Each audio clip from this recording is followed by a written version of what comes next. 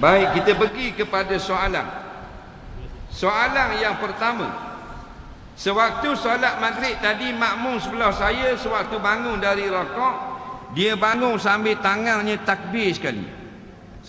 Salahkah ustaz sebab melakukan dua perkara dalam satu masa? Mohon pencerahan. Baik.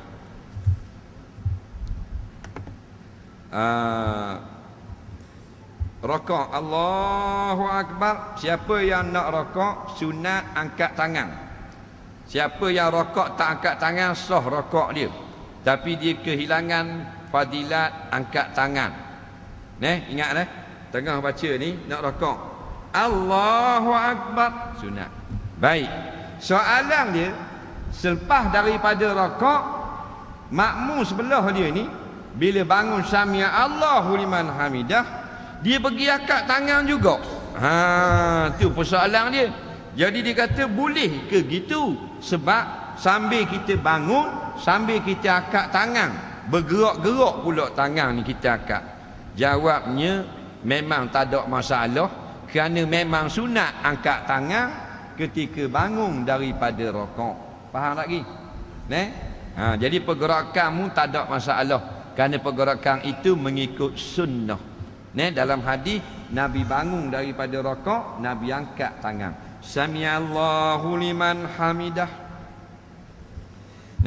Cuma kita nak khabar akad comel-comel sikit lah. Kerana Nabi ni rafa'a yadaihi hazwa mankibai. Nabi angkat tangan, betul-betul angkat, sehingga tapak tangan ni berbetulan dengan dua bahu Rasulullah. Kita malah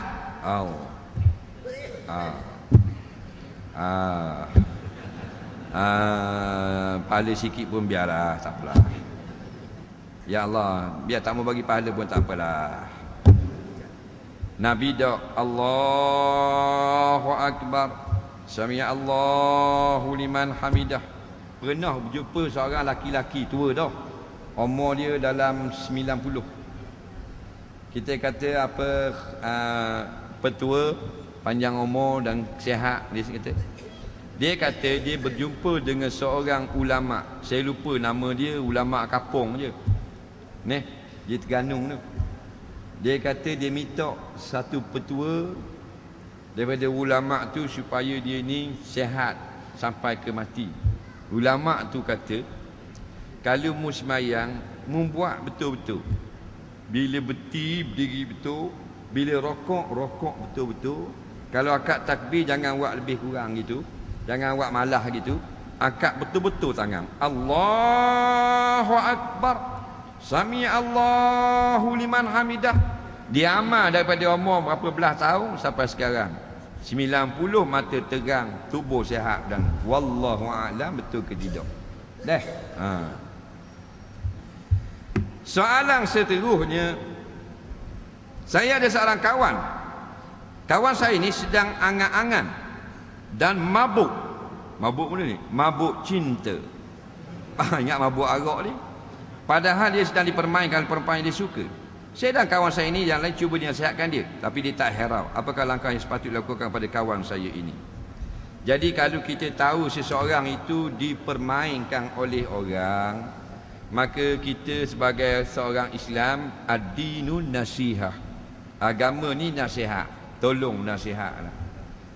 Kalau kawan kita ni mabuk cinta dan sebagainya, tolong nasihat. Mabuk arak pun kita tolong nasihat, mabuk cinta pun tolong nasihat. Ada orang mabuk dunia, tolong nasihat juga. Mabuk dengan dunia je. Tak ada cakap lain, projek. Asal jumpa projek. Boh, dapat lubang baru boh. Ni kaya kalau boleh. Ni berat nanah hak gini. Kalau minum air dia nak termutah dengar.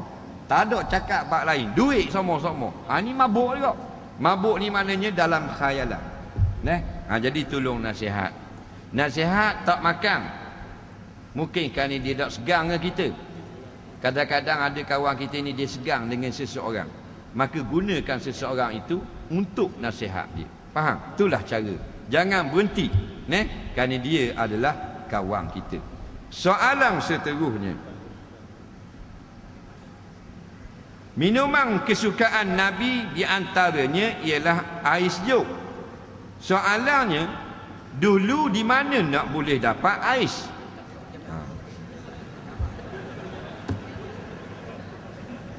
Dia dengar dalam hadis Nabi suka minum air sejuk.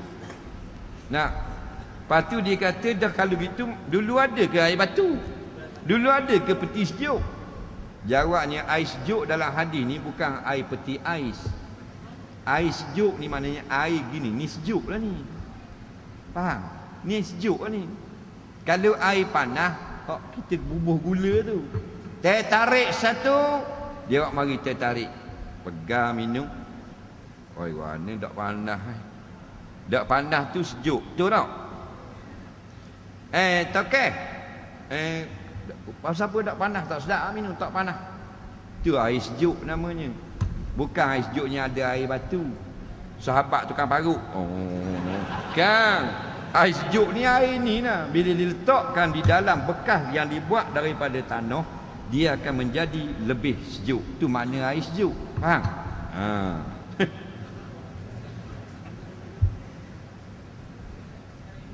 Kebanyakan pendapat mengatakan SSB adalah haram kerana dia telah labur dalam syarikat British.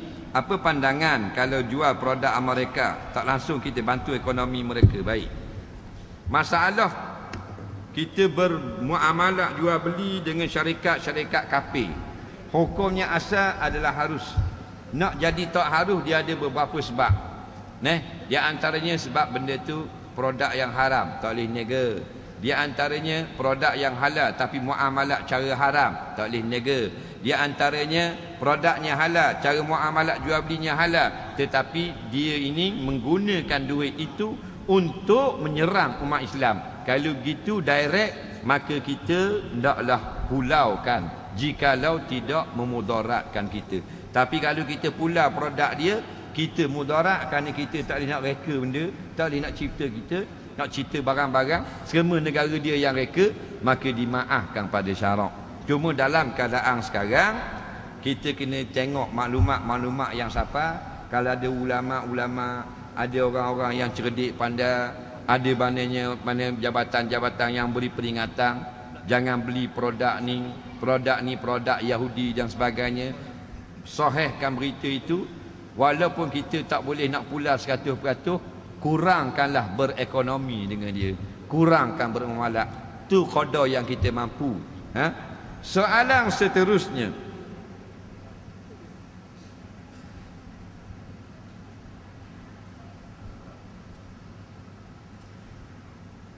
apakah atau bagaimana dimasukkan dengan pengecualian taklif kepada ke atas manusia? Baik. Dia kata macam mana taklif ini dikecualikan atas manusia. Taklif ni iaitu maknanya beban syarak. Kallafa yukallifu taklifan, iaitu kita ini bila kita sudah akil, sudah balik, kita dinama mukallaf. Mukallaf ni bahasa Arab, mana orang yang memikul beban hukum syarak. Mana halal haram sudah dia tertanggung dah. Kalau buat gini jadi halal, buat gini jadi haram. Wajib semayang dia kena pikul dah. Kalau tinggal jadi dosa dah. Wajib semayang tu panggil taklif syarak. Kerana hukum syarak taklifi ada 5. Wajib, haram, makruh, harus dan sunat. Jadi bila masa dia gugur, ada beberapa sebab. Di antaranya belum balik. Bila belum balik, tak wajib apa-apa. Allah kata, Nabi kata, rufi'al qalam an salasin. 3 golongan tidak diambil kira, tidak ditulis lagi halal haram, wajib sunat. Faham? Yang pertama, anis sabiyyi, kanak-kanak tak tulis lagi. Hatta yahtalima, sampai dia balik. Contoh, orang gila tulis tak? Tak. Gila mana? Gila hak kotor tu lah. Kasut lain sebelah, seluar cari, seluar koyak. Hak tu tidak wajib semayang, tidak wajib puasa, tidak wajib pergi haji. Ada juga yang wajib. Ada, bayar zakat wajib. Mana kalau orang gila ada harta, kena keluar zakat. Dan orang gila mana pandai keluar zakat? Orang gila taklah keluar, wakil dia yang keluarkan daripada harta orang gila. Faham? Sebab orang gila ni ada urusan yang dia boleh buat, ada urusan yang tidak boleh. Jual beli boleh kerana dimaaf pada syarak. Kalau dia tak boleh nak beli nasi, lapar matilah orang gila. Nak dan akan ikut asal hukum fiqh, tak sah jual beli dengan orang yang tidak berakal. Tapi oleh kerana darurah, Lagi mana orang gugur? Orang yang pensang. Dia pensang pukul 4 pagi, dia bangun pensang pukul 10 pagi. Maka dalam waktu dia pensang itulah ada waktu subuh, maka dia tidak ditaklifkan, dibebankan wajib solat subuh. Bila dia bangun dari pensang, tidak wajib qada. Nampak lagi? Soalan seterusnya, boleh tak budak-budak yang tak khatam lagi duduk dalam saf orang dewasa ketika solat? Boleh. Amboi. Budak-budak dah sunat lagi, dah khatam lagi boleh duduk dalam saf orang dewasa? Boleh. Tak guana gitu. Tak guana boleh kalau dia nak duduk. Cuma bila kita nak atur saf, Nabi kata orang dewasa di hadapan, kanak-kanak di belakang. Kalau dia mari duduk juga boleh. Faham tak? Tak rosak semayang orang lain pun. Yang salahnya kita pergi atur budak-budak depan, orang tua belakang. Baru salah. Soalan seterusnya, apakah benar ada hadis yang mengatakan batu arang salah satu orang yang mengawini menghuni neraka adalah orang yang mempunyai tanda di dahi? Tolong terangkan. Dia kata ada hadis, memang ada sungguh ahli neraka itu dahinya bertanda. Ini disebut dalam suatu hadis. Hadis ini hadis hasan, kata setengah ulama hadis dhaif. Tapi kena faham, di dalam neraka, bukan di dalam dunia. Dia pergi tafsir sendiri. Dia kata siapa-siapa yang dahi dia ada tanda hitam dalam dunia, dia ahli neraka. Dia kata dia baca dalam hadis. Ni pakai baca sendiri, tak ada tok guru. Kita gak dulu menadah kitab hadis dengan tok guru sampai lengah. Satu-satu hadis baca, tengok syarah, ambil sanad. Ni senang hadis. Beli buku hadis. Ambil hadis, poh. Lepas tu lawan, hantam sama dia. Sedap gamuk mengaji hadis gitu. Ni masalah. Dalam hadis tu khabar, tanda tu tanda orang yang keluar daripada neraka. Dia masuk neraka. Tempat sujudnya tidak hangus, kerana dia orang beriman. Hak lainnya hangus, maka lekat tanda. Akhirnya tanda itu memalukan dia di dalam syurga. Lalu Allah hapuskan tanda itu, bekas ahli neraka. Bukan kisah di dunia, kisah di syurga dengan neraka. Kawan ni dia pergi kata dalam dunia siapa dahi ada tanda masuk neraka. Pulak dah. Ni memandang-mandang. Ambil ulama lah, belajar satu-satu. Jangan beli buku baca sendiri. Nak baca sendiri boleh, benda-benda yang bukan hukum. Kisah para sahabat, kisah salafus soleh. Boleh lah. Main tafsir sendiri gitu sedap gamak lah mu. Orang di pondok tu sampai lengah 18 tahun, 17 tahun tinggal ibu bapa, ambil satu hadis dengan ulama. Kita senang gamak pakai Google hadis. Bagus. Aku jumpa dah hadis ni. Gini. Bagus. Lawan ulama teguh. Soalan seterusnya, apakah hukum cukai yang dikutip di Malaysia di sisi syarak? Dengar molek. Cukai asalnya untuk orang bukan Islam. Untuk orang Islam namanya zakat. Tetapi ulama fiqh dan ulama mutaakhirin kata, apabila negara itu tidak ada sumber untuk buat maslahat pada orang awam, maka diharuskan memungut cukai dengan syarat. Dua. Yang pertama, hendaklah memang perlu kepada duit tersebut kerana tidak ada sumber keuangan yang lain. Yang kedua, tidaklah sampai zalim ataupun membebankan akan rakyat. Adakah dua syarat ini diraih di dalam negara kita? Tak. Allah beri petroleum, Allah beri arang batu, ada mah, ada besi, ada getah, ada kelapa sawit, ada perikanan, berbilion-bilion Tuhan beri, dihabiskan untuk perkara-perkara yang tidak berfaedah dan rasuah, dan bila tak cukup dikenakan cukai pula ke atas rakyat, kononnya untuk maslahat membangunkan negara. Maka masuklah dalam kategori yang disebut dalam sebuah hadis hasan, iaitulah la yadkhul jannata sahibu maksin, atau kama qala, tidak akan masuk ke dalam syurga orang-orang yang mengenakan cukai ke atas rakyat. Maksudnya cukai yang membebankan rakyat. Suka atau tidak suka, orang tanya kita jawab. Nak marah jangan marah kita, marah kat tukang tanya. Soalan seterusnya,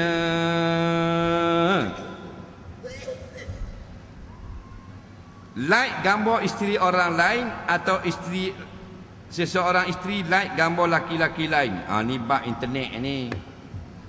Dalam laman sosial, contoh Facebook. Jadi suami isteri kita bubuh gambar dalam Facebook, sengih buat muncung bewok. Gitu. Faham tak? Muncul itik lama dah. Lepas tu suami-suami kawan-kawan kita ni like pula gambar bini kita. Ataupun kita yang masuk gambar, bini-bini orang lain like gambar kita. Asalnya like ini bukanlah maksudnya dia bersetuju. Tak boleh lagi. Kerana dia sekadar butang yang ditekan sahaja. Dia kalau betul-betul hukum, saya katakan dia buat gambar tak tutup aurat, kalau kita tekan like saja, tidak mestilah makna kita setuju. Like yang setuju sungguh ialah saya suka gambar tak tutup aurat ini di post. Tu barulah betul-betul bersetuju dengan benda haram dan berdosa.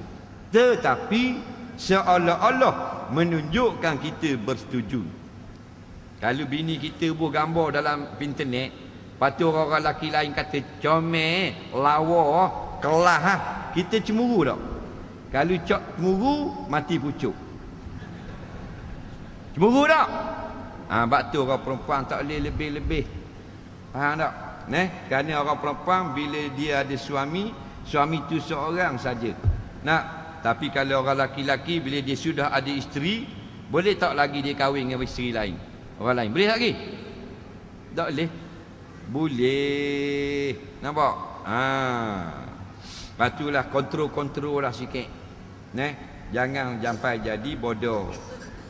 Bini kita tak tutup aurat, tunjuk kat orang. Kalau orang ambil gambar curi lain, tu dia tanggunglah dosa. Faham? Gambar bini kita tengah duduk tak pakai tudung, dia pukul gambar, dia post dalam Facebook. Dia berdosa tu.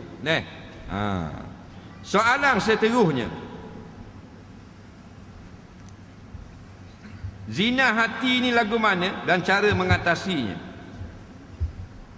Zina hati maksudnya kita melakukan dosa dengan hati.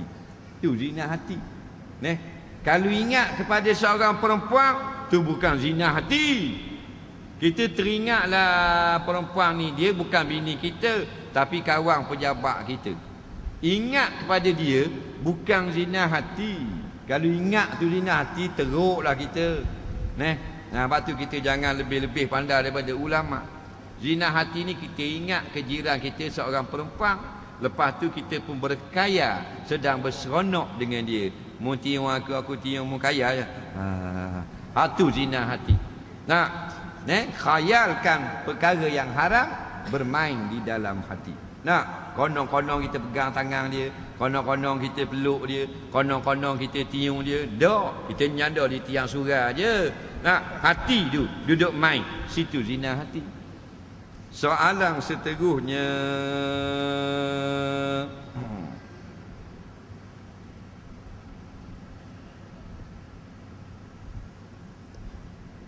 Saya nak tanya satu soalan. Kenapa di masjid kalau ada ceramah, ada kuliah, ramai sangat orang datang, tapi kalau masa semayang tiada ramai orang datang? Dan kan solat itu perintah Allah dan tiang agama. Baik. Molek gak dia soal gini. Nah, dengar molek. Dia kata contoh masjid kita ni, Masjid Bandar Baru Aitang. Malam ni kenapa ramai orang mari masjid? Kerana nak dengar kuliah. Kenapa malam lain tak ramai? Ada gak orang kata, betul juga. Malam kuliah je mari ramai-ramai. Lepas tu malam lain tak mari ramai-ramai. Betul juga. Sebab tu jangan terus berkata-kata. Tanya ulama dulu. Kalau tidak, bodohlah namanya. Baik. Malam ni ramai orang. Kenapa malam esok tak ramai? Sebab malam ni bukan orang di sini mari. Betul tak? Orang ni Bom, orang Sungai Pinang, orang Georgetown, orang Sungai Petani. Nah lagi, merata-ratakan yang datang nak dengar kuliah. Dah kalau duduk di Sungai Petani, malam esok nak mari sembahyang maghrib sini pula. Faham lagi? Sebab tu jadi gitu. Banyak benda ni dia ingat dia nak menyampaikan agama, padahal dia bodoh dalam menyampaikan agama. Nak sapa agama kena cerdik. Sebab tu Nabi pilih yang nak berdakwah jangan hak bodoh-bodoh. Pernah seorang kawan dia post gambar ramai gini dalam masjid kerana ada kuliah seorang ustaz KL. Ramai jugalah dalam lebih kurang sikit pada ni lah, dalam 400 orang itulah. Jadi orang tengok bagus ramai masjid semalam tu bagus alhamdulillah. Minat anak muda kepada mencari ilmu. Ada seorang hamba Allah yang bodoh. Dia kata, buat apa? Malam semalam je orang ramai, malam esok tak ramai pun. Ini orang-orang yang hatinya berpenyakit. Faham? Hatinya ada virus. Hati dia kotor. Hatinya sangat keji. Hati ni kalau dia tak basuh, kena basuh dalam api neraka. Faham? Sepatutnya dia menunjukkan tanda kesukaan kerana melihat rumah Allah itu penuh. Jangan cari salah. Kita jenis ni nak sampai agama, minat agama, tapi jenis suka cari salah. Kat mana tak kena? Kat mana kurang? Kat mana huduh? Situ kita jaga. Nampak? Ini jahat. Ramai tak gini? Ramai. Memanglah malam ni ramai pasal orang luar mari nak dengar. Tapi malam esok orang luar daripada Kulim takkan nak mari sini sembahyang saja. Faham lagi? Jadi malam esok masing-masing di masjid masing-masing. Takkan nak kabar kemung aku sembahyang ni. Faham lagi? Betul tak? Tak apa. Kalau betul faham, tak bodoh tu. Pasal ramal ni, dia minat agama tapi dia tak ada ilmu, tak ada basic, emosi, akhirnya dia merosakkan agama. Faham? Macam ginilah. Kita tanya balik. Tengok tak musim haji, beribu-ribu orang dalam Masjidil Haram. Betul tak? Tapi kita tengok gambar sekarang, tak ada orang. Ada 300 orang duduk tawaf. Betul tak? Kenapa tak post dalam Facebook? Masih haji je ramai, musim tak haji tak ramai. Orang akan kata, bahlul mana pula ni? Betul tak? Nampak sangat dia bodoh. Memanglah ramai pasal orang nak buat haji. Memanglah ramai pasal ada kuliah orang daripada luar. Faham? Bukan Pulau Pinang ni satu masjid. Dia besok bila tak ada kuliah di sini, dia semayang di masjid masing-masing, di surau masing-masing. Betul tak? Jadi jangan suka buruk ke orang. Nak bawa agama biar cerdik. Soalan seterusnya, adakah batal solat seorang laki-laki jika dia bersolat tak pakai seluar dalam? menyebab berlakunya pergerakan kemaluan ketika duduk bangun seperti sujud dan rokok. Allahu Rabbi. Nakal budak ni. Baik, dia kata orang laki-laki dia tak pakai seluar dalam.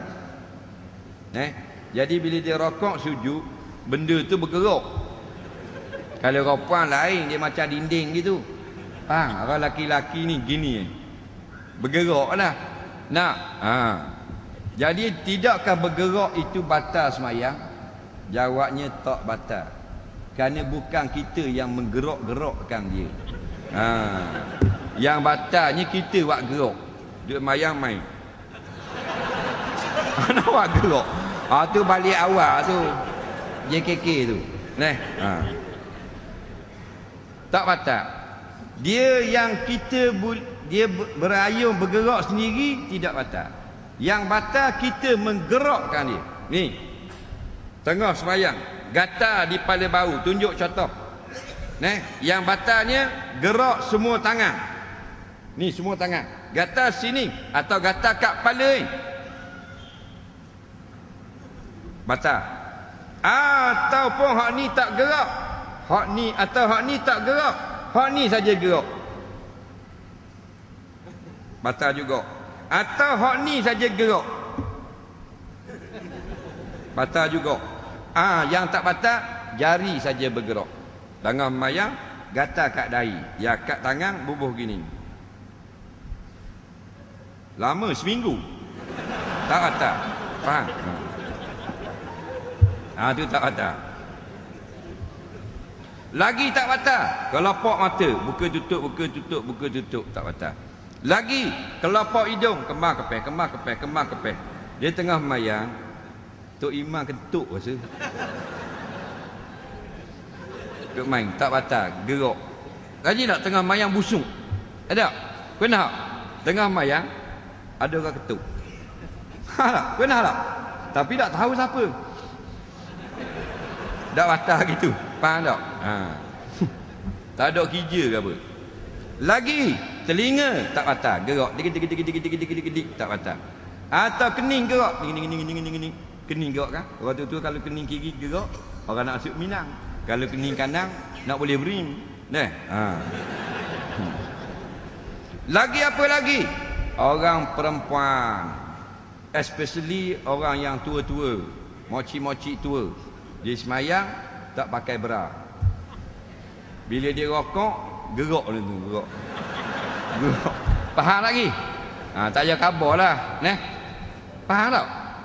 Memang cepat faham pak ni. Dia bergerak-bergerak. Pasal pernah mula saya mengajar dalam satu kuliah muslimat. Muslimat yang tanya, Ustaz, kalau muslimat yang semayang tak pakai bra, tak pakai baju dalam, bila dia rokok, buah dada dia bergoyang, batal ke tak? Jawabnya, tak batal. Walaupun bergoyang 200 kali, tak batal. Kerana bukan dia yang buat. Maka termasuk orang laki-laki jugalah. Orang laki-laki, angry bird dia gerak berayung. Tak batal.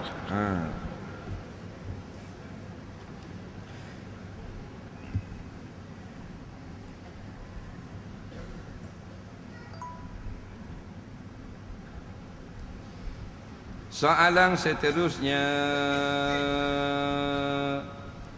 adakah diterima solat sunat kini solat fardu tidak dilaksanakan dan masih belum diqada? Mana pula dengan solat sunat tarawih? Bagaimana cara nak tahu bilangan solat fardu yang telah kita tinggalkan dan cara mengqadanya? Terima kasih, dia kata. Baik. Ulama-ulama mazhab Syafi'i, Hanafi, Maliki dan Hambali mengatakan, jika kita meninggalkan solat, kita kena qada. Sama ada kita tinggal tu sengaja atau tidak sengaja. Tapi kita dah ingat berapa banyak waktu dah yang kita tinggal. Kalau tak ingat, cara dia gini.